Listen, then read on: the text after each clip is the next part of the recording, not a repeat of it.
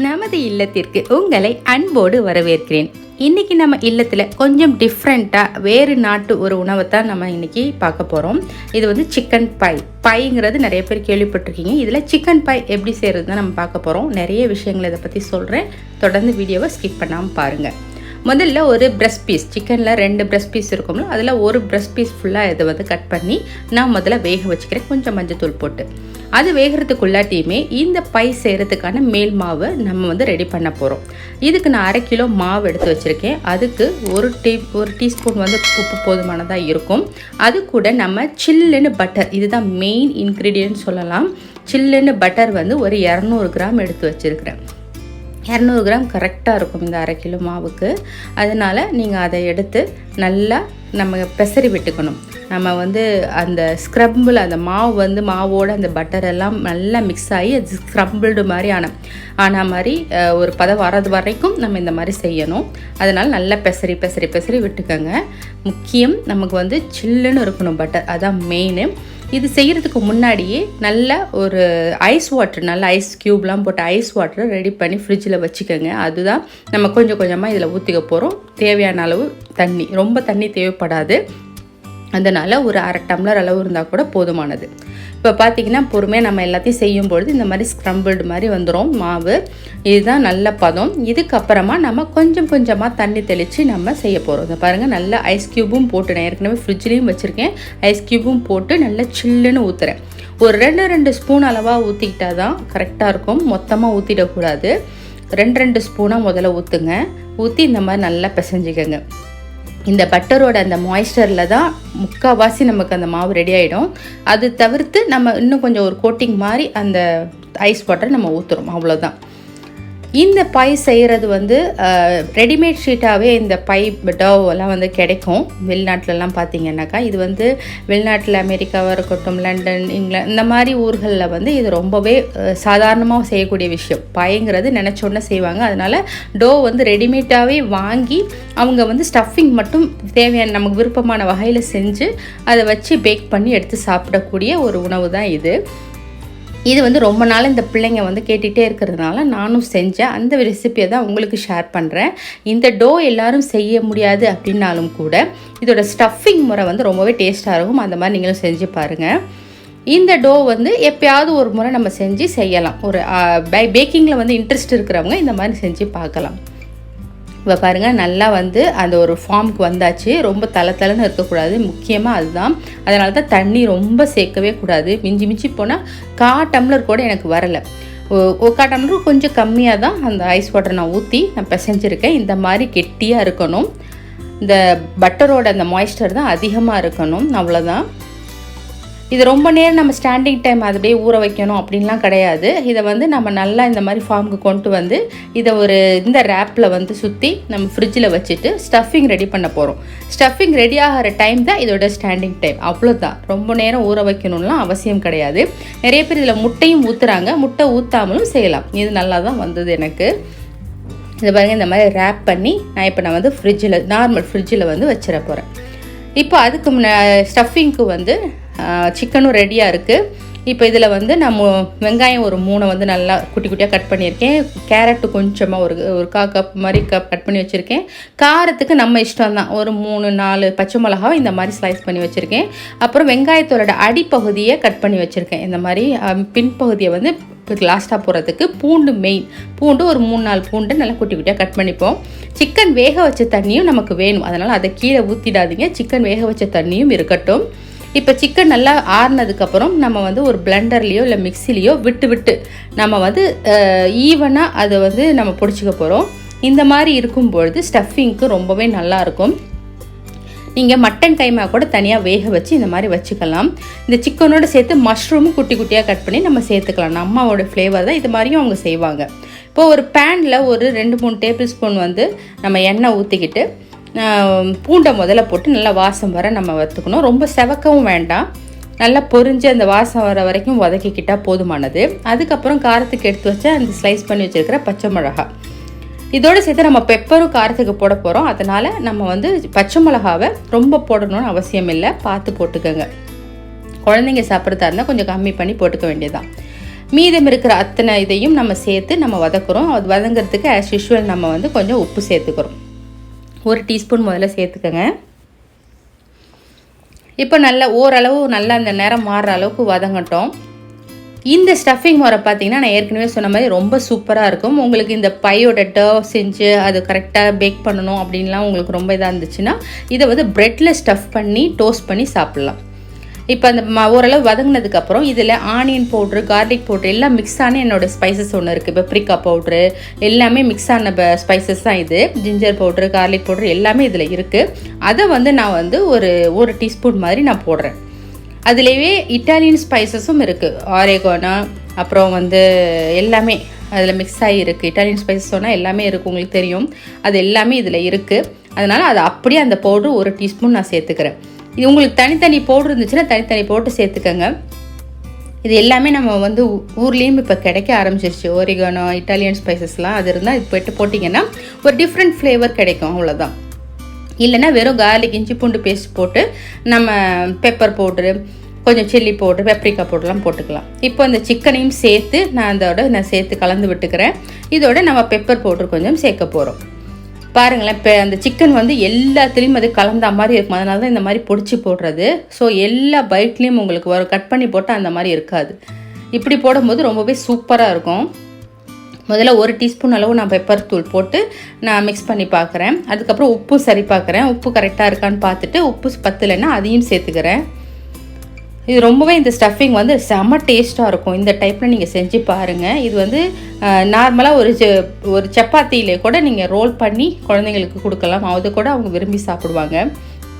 இதில் மெயின் என்னன்னாக்கா அவங்க வந்து சீஸ் சேர்ப்பாங்க. நான் இன்றைக்கி சீஸு சேர்க்கலை. ஏன்னா எங்கள் வீட்டுக்காருக்கு எல்லாருக்குமே சேர்த்து தான் நான் இது செய்கிறதுனால நான் சீஸ் சேர்க்கலை. 2வது சீஸும் நான் வாங்காமலே நான் செஞ்சுட்டேன். சீஸ் நீங்கள் வந்து சீஸ் விரும்பி சாப்பிட்றவங்களாக இருந்தால் அந்த சீஸை சேர்த்துக்கோங்க. இப்போ பார்த்திங்கன்னா நான் அந்த சிக்கன் வேக வச்ச தண்ணியை இதில் நான் கொஞ்சம் கொஞ்சமாக சேர்க்க போகிறேன். முதல்ல கொஞ்சம் சேர்த்துட்டு இப்போது 1.5-2 டேபிள் ஸ்பூன் அளவு மைதா சேர்த்துக்கிறேன். மைதா மாவு கண்டிப்பாக இதில் சேர்ப்பாங்க.